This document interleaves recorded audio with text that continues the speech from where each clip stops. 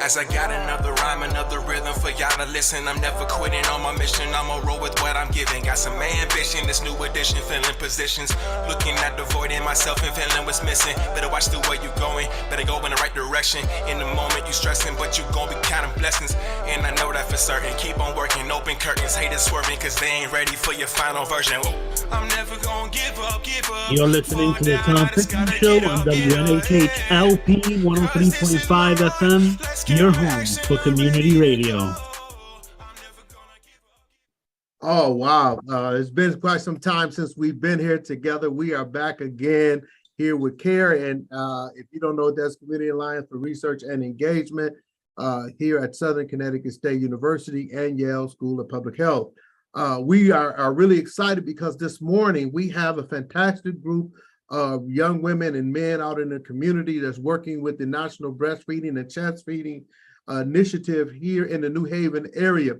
I'm finding out just myself how big this thing really is just by attending the actual opening of one of their sites at the New Haven train station, which I was really surprised. Very beautiful facility for ladies to go in there that actually want to breastfeed before hopping on the train. You have a beautiful facility to actually walk in. But I don't want to get too deep in that too early. I actually want to bring on someone that I have known quite some time over the last 3.5 years here that's working with CARE. And I wanted to bring her on just so she can actually begin to help you understand what's happening around your neighborhood here in New Haven. And maybe you might be inspired to get with her and let her know some places that she hasn't even thought of that can be important for this initiative that we're going to talk about today. I want Tamika. Tamika, how you doing? Welcome to the show. Welcome to the Tom Ficklin Show here at 103.5 WNHH. We are so happy with Tom, first of all, for giving us this opportunity to come and have this conversation. But Tamika, I'm just going to let you take the mic for a moment and let people know who you are and introduce yourself. Yeah, thank you so much for having me. So my name's Tamika Freisen. I use she, her pronouns, and I'm the Breast and Chest Feeding Initiative Coordinator for the Community Alliance for Research and Engagement, or CARE, as Bernard pointed out, as well as the chair of the New Haven Breast and Chest Feeding Task Force. So I'm a huge advocate for health equity, especially in maternal and child health, especially as it relates to supporting health for Black and Brown community members. So breast and chest feeding is one very important way to support maternal and child health, since lactation can provide a key resource of nutrients for infants and other health benefits for both babies and their parents. You know what, great way to start this thing out, but I want you to help me out just a little bit. Can you tell me about the state of breastfeeding and chest feeding in New Haven, kind of what that is and kind of what's the initiative that's brewing behind it? Absolutely. So racial, ethnic, and socioeconomic disparities in breast and chest feeding rates persist in New Haven due to a number of structural barriers, inequities, and institutional racism. Black and African American communities are disproportionately affected by these systemic barriers. And according to data from Connecticut's Pregnancy Risk Assessment and Monitoring System, the gap between Black women who breastfeed and white women who breastfeed, both at initiation and over time, is getting wider. So in late 2019, early 2020, the New Haven Breast and Chest Feeding Task Force was formed to actively work towards dismantling these barriers and addressing bias and racism in our institutions. So this task force is a city-level task force working to build partnerships to support breast and chest feeding work in New Haven, address racial, ethnic, and income disparities in breast and chest feeding services and rates, and advocate for policies and create initiatives that can empower people to breast and chest feed. So we're convened by CARE and New Haven Healthy Start with support from the CDC's Racial and Ethnic Approaches to Community Health, or REACH grant. So all of this comes together this month in August, because this month happens to be National Breastfeeding Month. So National Breastfeeding Month began as a movement led by Black women in 2011 to bring light to the importance of breastfeeding and barriers that impede breastfeeding. So now, more than a decade after it began, we use this month to continue advocating to decrease racial and ethnic health disparities and systemic inequities that people who breast or chest feed might experience. Oh, wow. Oh, wow. That is a lot. You kind of mentioned a term we hear all the time, breastfeeding, but we also threw in this very small term that a lot of us may not understand when you say chest breeding. Kind of what is that whole term and kind of what is the issue behind that, if there's any issues behind it? For sure. Thanks so much for asking about that. So, chest feeding is a gender neutral term that anyone can use. It's feeding your baby with milk from your chest. It can also involve feeding a tube, using a feeding tube attached to the nipple to feed your baby if lactation is not a possibility. So, chest feeding is often used because some individuals feel that terms such as breastfeeding or nursing don't match how they identify their anatomy. For example, a transgender man may use the term chest feeding if they had chest masculinization surgery, also known as top surgery, to remove breast tissue.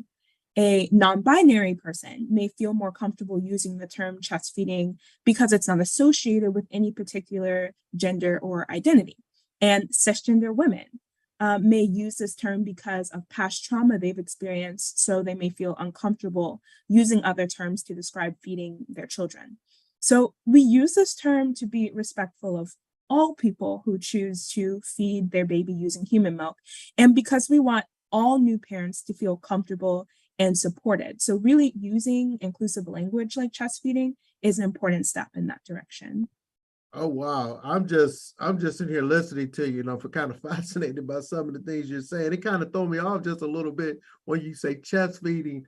And do you seem just in your work and the time that you've been in the work, do you seem that there is a lot of misunderstandings behind chest feeding, especially when it comes to males that are transitioning to kind of the other side with being, kind of female, for lack of a better term for me. But do you find there's a lot of issues with that? Yeah, so really chest feeding can be used for folks who were assigned female at birth, but have transitioned to identifying as male, in addition to non-binary individuals and people who are cisgender. I've actually found through conversations with a lot of community members that people are very open to it. Like any new term, it's just a new term, but it's an Justin. important term. And, as we're growing in our language, growing in our ability to be inclusive of other people, we also want to make sure that the language we're using around this reflects that as well. But yeah, through all the conversation, many of the conversations I've had with community members, people have really been open to using this term and understanding more about it and, why we use it. You mentioned kind of a little bit earlier, before I go into this next question, I just was thinking about something. You kind of mentioned kind of racial equity issues that may come amongst women or men or whoever when it comes to breastfeeding and chest feeding. Kind of what are some of those barriers and how do we get around the barriers? Absolutely. So there, are certainly challenges that people face when trying to breast or chest feed. So these can include lack of exposure to or support of breast and chest feeding at the home or even in the workplace, lack of transportation to or just a general lack of access to breast and chest feeding support services, and also just generally living in environments and communities that aren't supportive of breast and chest feeding. There are also other things at the environmental level that can be barriers, like the prevalence of infant formula and their marketing in the US. But then there are also things on the individual level, like, common physical challenges that people might face, like infections or issues with latching or just pain or discomfort when breast or chest feeding. So we've definitely, we've had a lot of conversations with community members about, barriers to lactation, and that's what we've heard.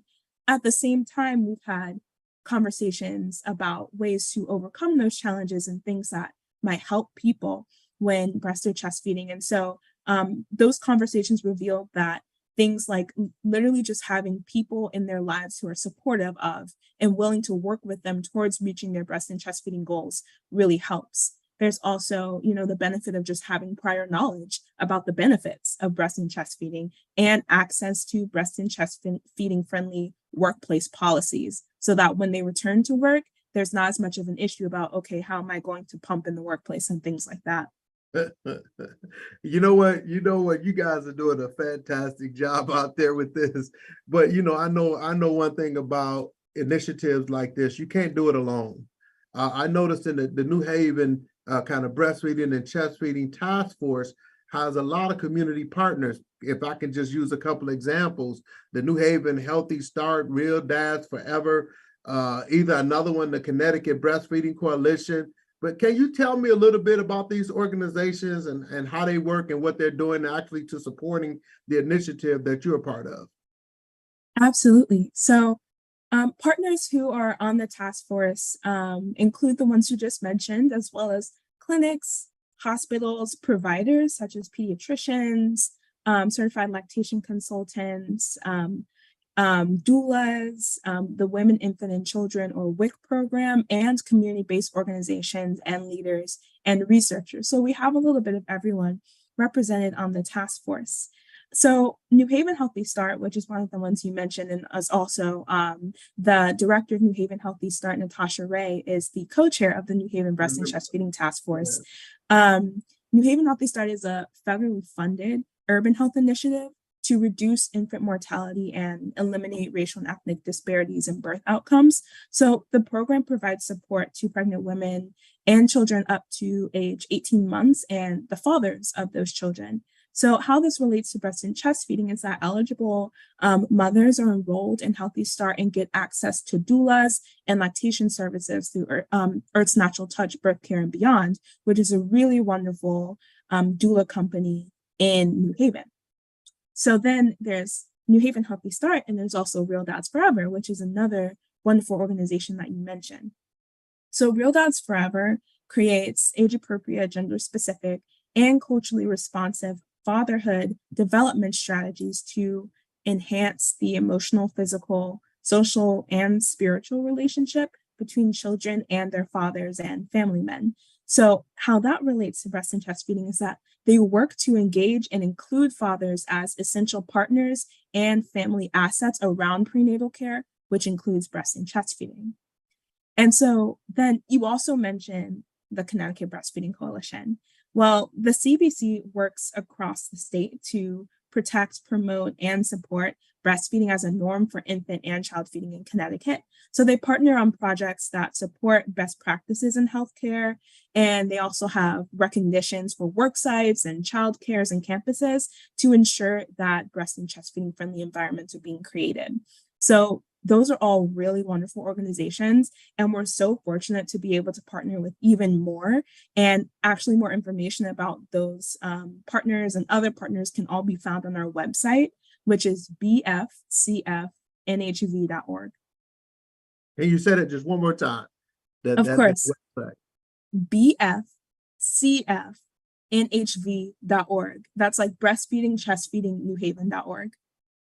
Now, this is going to I hope I don't throw you off a little bit, because I kind of just work around a little bit with some things, but it just, talking with you just brought up some individual questions of my own that I'm just curious about. When we first came on the call, I mentioned the National Breastfeeding Initiative versus the New Haven Breastfeeding Initiative. Is there anything different between the two of them?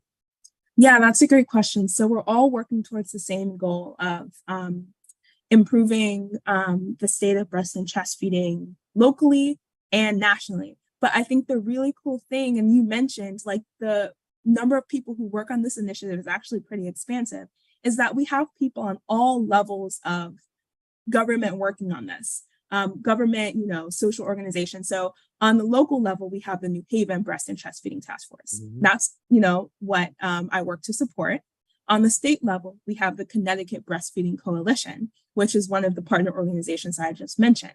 But on a national level, we have the U.S. Breastfeeding Committee, who also works to organize events and celebrate National Breastfeeding Month. In fact, they're the ones who submitted or came up with all of the themes for the different weeks within National Breastfeeding Month, in which we're celebrating different racial and ethnic groups, and really highlighting their experiences with breast and chest feeding. Oh, wow. Oh, wow. So this thing is really, really big.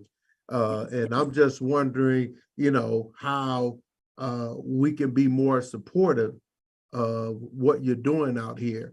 I mean, because I know right now that's kind of some of the things that you're looking for.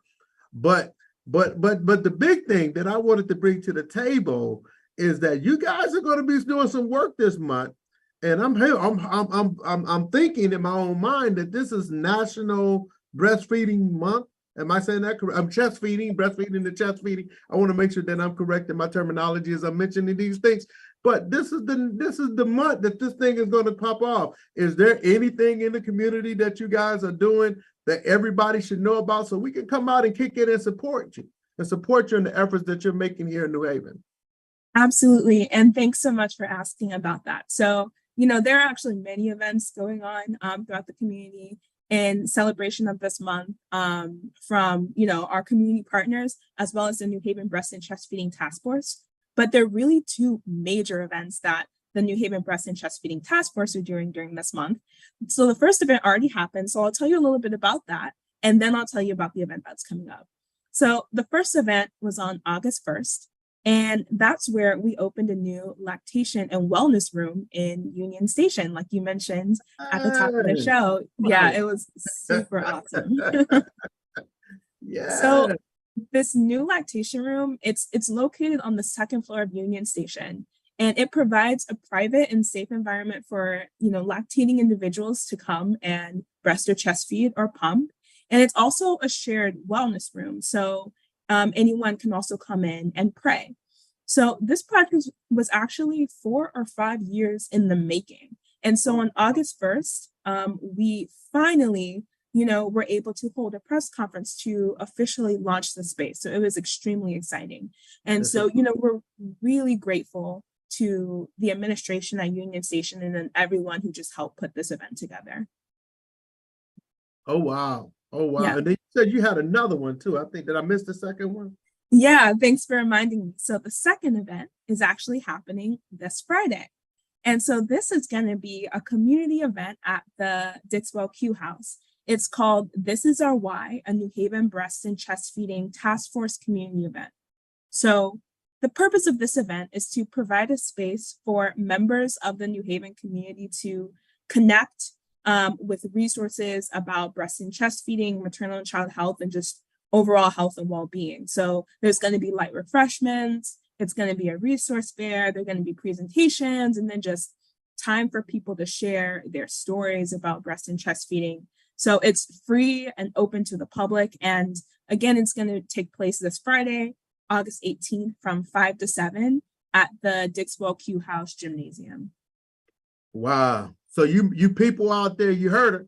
Make sure y'all come out to the Q House, especially not just women, but men. You have to support the women in this initiative as well, because you're a parent as well, and any assistance that you can give to your significant other, your wife, or whomever that you're dealing with in this initiative. But come out and support it. Big things are happening. But you know what? One thing I do notice that is something such as this and as large as this is, you got to set some long-term goals. And I'm just wondering, how can we support you? What are some of the goals that you guys are coming up with that we can support and in this initiative? Yeah, thank you for asking that. So our overall goal in just all of this work is to create a more equitable New Haven where Black and Brown people can make the choice to freely breast or chest feed, and importantly, feel supported when they do so. So, what we have to do to get from where we are to our goal is to advocate for policy change in institutions and workplaces. So what we're doing right now is we actually have a campaign. We're calling this campaign, We Support Breast and Chest Feeding Anytime, Anyplace. So through this campaign, we're encouraging businesses and public spaces like Union Station and working with them to ensure that they have time, space, and policy for supporting their lactating employees. So actually, Connecticut law requires that businesses provide time and space for employees to pump in the workplace. Many people don't know that. We're actually helping them meet what's required by law. But we're also working with them and connecting them to the Connecticut Breastfeeding Coalition to encourage them to create a policy, to have down in writing their policy for employees pumping in the workplace, whether that means, using break time to pump, or, this is going to be the space where employees can go and breast or chest feed, things like that. We're really just working to encourage work sites and public spaces to become more breast and chest feeding friendly. In addition to that, and related to the campaign, we also have a decal that we're sharing with many businesses and public locations, and it has our campaign name on it. We support breast and chest feeding anytime, any place. And we're asking people to put up these decals in different public spaces and storefront windows so that people become more aware of public support for breast and chest feeding, and that this is a thing that is supported, it's good, and we as a community support you in breast and chest feeding. So that's just one of the things we're working on, and something that is going to help us achieve our long-term goals. We are also working to increase clinician and physician knowledge about breast and chest feeding and reduce bias when it comes to caring for people who breast or chest feed. So we're doing that by piloting racial equity training called The Roots of Racial Inequities in Breastfeeding. So we've developed this training with extensive collaboration with community members and physicians and other clinicians. And really, this is a training geared towards helping providers understand the history of breast and chest feeding in Black American communities, walking through data, talking about bias that might occur when caring for patients who are breast or chest feeding, and then also thinking through how providers can support their patients, their clients, especially Black and Brown patients and clients, when trying to help them achieve their breast and chest feeding goals. So, these are just some of the projects that we're working on to just ensure that our conversations and interactions with people who breast and chest feed are positive and just help support them in reaching their goals.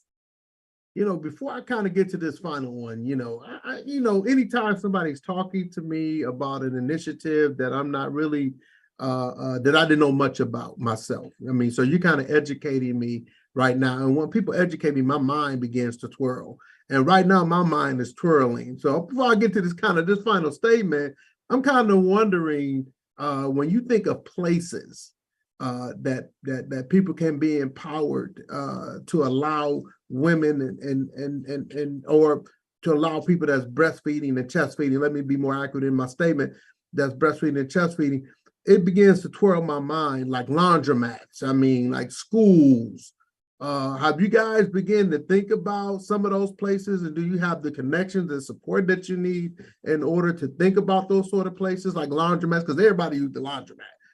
And that it'd be a great space if we can actually make that connection to those type of places where women and people can go in and chest feed and breastfeed. Absolutely. And that's, a really great point.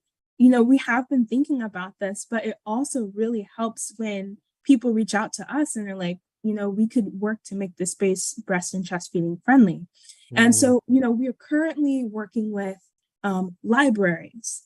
We're also working with, we actually helped work with the Community Action Agency of New Haven to have them receive the Connecticut Breastfeeding Coalition breast and chest feeding friendly worksite designation. We're working with other local businesses and of course the train station, really just anyone who will listen and, is open to allowing their space to be more breast and chest feeding friendly by ensuring that there's a time, space, and policy for employees pumping in the workplace. So laundromats, for example, that is, a really great example of a space that could become more breast and chest feeding friendly for both their employees at the laundromat, but also the people who come in to, use the laundromat. And so, one thing that we're really encouraging people to do is to reach out to us, and we will work with you from start to finish, working to support businesses and, brainstorming, okay, how can we ensure that employers are providing time? What about space for pumping in the workplace? And then, okay, how can we work to create a policy? We have sample policies that we can share with people. And so really it's just working with community members to achieve this goal. And so if anyone is ever interested in supporting this, feel free to visit our website, which is bfcfnhv.org, or just reach out to the task force email address, which is nhvbftaskforce@gmail.com. You just kind of jumped into some of the things I was thinking about a little quickly there, but I'm not letting you off the hook. I'm not letting you off the hook because I know there are some other things as we get to talking and as your mind get to twirling and thinking about some of the things that you're doing. Seems like a lot. This is a wonderful initiative, and that you have some community partners working along with you with breastfeeding and chest feeding, but community. What are some of the difficulties that you're facing when it relates to community support? What can the community do a lot better? What can we do as a community to support this initiative? If it's just not financially, if it's just showing up to events, if it's creating events, kind of how can the community come right now to help you better serve the people that's actually breastfeeding and chest feeding? For sure. I think right now, one of the challenges is just really a lack of knowledge, throughout the community of, the prevalence of breast and chest feeding. Because, folks who currently have a newborn might be more aware of breast and chest feeding and then, how they want to proceed with that journey than someone who might not have anyone who is, newly birthed or anything like that. And so then when you take that to a community scale, largely this is just not something that might be on a lot of community members' minds. And, we understand that, but also when we want to work to create an environment that is more inclusive and welcoming to everyone, there are just, simple practices that any person can take on to really ensure that the community is more breast and chest feeding friendly for everyone. So that includes really just ensuring that the conversations and interactions you have with people who are breast and chest feeding are positive. And, if you are a provider or provide them care in any way, just really being open and just understanding how they would like to achieve their breast and chest feeding goals, and then just connecting them with resources and helping them and supporting them in reaching that goal. So it's really just, being open and supportive and being positive, because this is something that is beneficial for babies and parents and really can just help the whole society be more welcoming. So, I'm sorry, go ahead. I'm so sorry, go ahead. Yeah, and the other thing I was just going to say is like using inclusive language, around chest feeding. That's also another great way to just, work within your sphere of influence to ensure that the community is more welcoming to people who breast or chest feed. The biggest thing that, because I don't, the biggest thing that I would be thoughtful of is security. I think people want to know that wherever they go in places like that, and they have to kind of expose themselves, they're covered, still exposing themselves, is there going to, like at the train station, at Union Station, is there security for women to feel comfortable going into that room to breastfeed and chest feed? Absolutely. So, it is totally up to the person about how they want to breast and chest feed and, where they want to do so. But one thing that is really awesome about the space in Union Station is that it's literally a private room. So the way that it works is you would call a number And they're going to be like signs around the station. So you will see, it'll say lactation and wellness room and call this number to get access.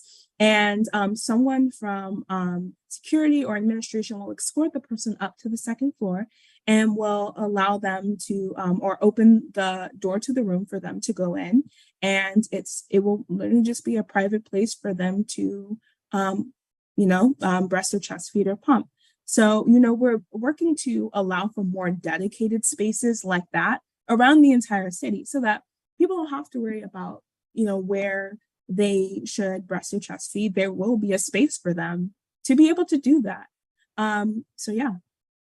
I'm going to take you back a couple of steps, just a little bit. You kind of mentioned that right now you guys are working with Black and Brown communities here in the New Haven area. Do you have specific districts that you're working out of in New Haven? Is there specific areas, or it's just in general, it doesn't really matter? Is there certain areas you're working in? So people that's looking for you or people that's looking to have these type of things happen in their neighborhood, is there specific neighborhoods and Black and Brown communities that you're working out of, just so people would know? Yeah, we're really honestly working with I know that's kind of a question to throw you off a little bit, but I'm just wondering, my mind is wondering, so sorry. Go ahead. No, that's a really great question. We're really just working with like people in many neighborhoods. So this includes like Dixwell and Dwight and New Hallville, but also Fairhaven is a really big place where we're trying to work to identify more communities. Also Edgewood, it's really, and also downtown, of course. Right. So it's really just like, we're really, our ultimate goal is to be able to expand into all the neighborhoods in New Haven, especially those where more Black and Brown people live, to, ensure that the entire community is more breast and chest feeding friendly. It also requires more people power to do that. And so that's why it's so important that we have partners, that we have community members who are coming together to support this so that we can have that people power to expand outwards. You know what? One of the biggest things is that I want you all to know out there is so important that we begin to focus on us a little bit. Everybody in other communities are focused on a lot of things that are happening. But we in our communities kind of stem away from these things, but these things are here for you. We want to begin to remove disparities in all areas as much as possible. That's what CARE is about. This is just one of the great initiatives that has come along that Tamika is part of, that she's responsible for here with CARE, along with her partners and people that she worked directly with. But these things don't mean a thing if you're not going to take the steps to come out and help this initiative that helps you. That's the thing that most people miss, is that these things are not just for us. These things we create and make these initiatives to help you and give you places all over this city. And that's what we're working towards. And this is what Tamika was just talking about. Places, we need places. We need the places to open up to this initiative to allow people that's breastfeeding and chest feeding to have a place, a safe place to come and nurture and feed their children. From what I understand, Tamika, maybe you can help me with this, but I'm hearing that breastfeeding is actually safer than using formula. Am I wrong? I mean, is that something that you guys talk about that the community might need to know? Is it safer to breast and chest feed versus actually using formula? It definitely provides more nutrients. So one thing is that breast and chest feeding, it provides a lot of very natural resources to the baby. In fact, some people even call it liquid gold for the benefits that it can provide to the baby. So, for the baby, it also, like, the milk can actually change to meet the baby's nutritional and immunological needs. It's also associated with lower risk of asthma and obesity, type 1 diabetes, and sudden infant death syndrome. But it's not only beneficial for the baby, it's also beneficial for the lactating parent. So it can reduce the risk of different types of cancers like breast and ovarian cancer, type 2 diabetes, and high blood pressure. And it also can increase the physical and emotional bonding between the baby and the parent. So there really are a lot of really great benefits to breast and chest feeding. I want you all, listen, ladies, listen, gentlemen, that's making changes in your life. I want all of you to have access to this. I want all of you to step into this initiative and help CARE along with its partners to ensure women and men have the best, as transition men have the best areas in the city, where no matter where you are, if you want to go breastfeed and feed your child, you have access to multiple areas.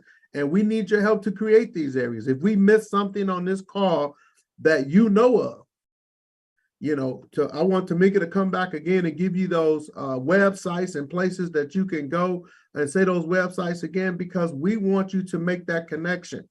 And also bring your ideas. We're intelligent people, but we don't know everything. We don't know everything, and we brought up some things that actually we didn't even plan to discuss. But I think everything that we talked about today is so important for you all to make that connection with. So Tamika, I just want you to come back. Please tell us those websites and places that they can go again to actually make these connections with you. Absolutely. So if you're interested in any way about learning more, or if you're a business owner listening to this and you'd like to start the process of having your business become more breast and chest feeding friendly, please feel free to visit our website, which is B as in boy, F, C as in cat, F, NHV.org, which is short for breastfeeding, chest feeding, newhaven.org. Or you can email us at nhvbftaskforce, like the New Haven Breast Chest Feeding Task Force, at gmail.com. Hey, you all heard it. You all heard it right here live and in color. Please, please, please. One thing that I personally want to do, and what I work so hard for, what Tamika works so hard for, our partners, our co-workers that work along with us here at CARE work for, is to change the lives and remove disparities out of our communities. This is just one of the great initiatives that we have here at CARE, Community Alliance for Research and Engagement, where we really want to engage with you, and we want you to engage with us. This is one of the most important initiatives that we have here at CARE, and we need it to be supported because we want to support the people that actually need these services. Don't be afraid. Please listen to my words. Don't be afraid to step out and receive something that costs you nothing but your time. Come and utilize these services because they're here for you. Hey, I know we spent a lot of time here on the Tom Ficklin Show here at 103.5 WHNN, but you know what? That's it, people. We just want to let you know we're here. We're here for you. Tamika, I just want you to come in and take them out and tell them anything that the last parting words that you would like to share with them before we come off the call. Is it anything else that you would like for them to know about this initiative? Just, thanks so much for having me today. And it really does take a village to support everyone in breast and chest feeding. So do what you can to support breast and chest feeding in your life and in others. Hey, you heard it live and in color. Tom, I just want to send out special love. One more shout out to Tom Ficklin for allowing us to come on to his broadcast on this show, just to share what's happening with CARE and the initiative here with the Breast and Chest Feeding Initiative. This is Breastfeeding Month, people. Support anytime you see the flyers, anytime you see information on our website that she mentioned. If you got that website, go on that website and get everything that's happening, everything that's going on, so you are well informed into what's happening next with this National Breast and Chest Feeding Initiative here in New Haven and also abroad. If you want to take it a little bit larger and go outside of the state, outside of the city, outside of the state, to be a part of the National Breastfeeding Initiative as well, you have that information right here. We just thank you so much for taking the time out to listen to today's broadcast. Thank you, Harry, for actually allowing us to come on the show, Tom, allowing us to come on the show, and we coming near you somewhere. So look for us. CARE, Community Alliance for Research and Engagement. We'll holla.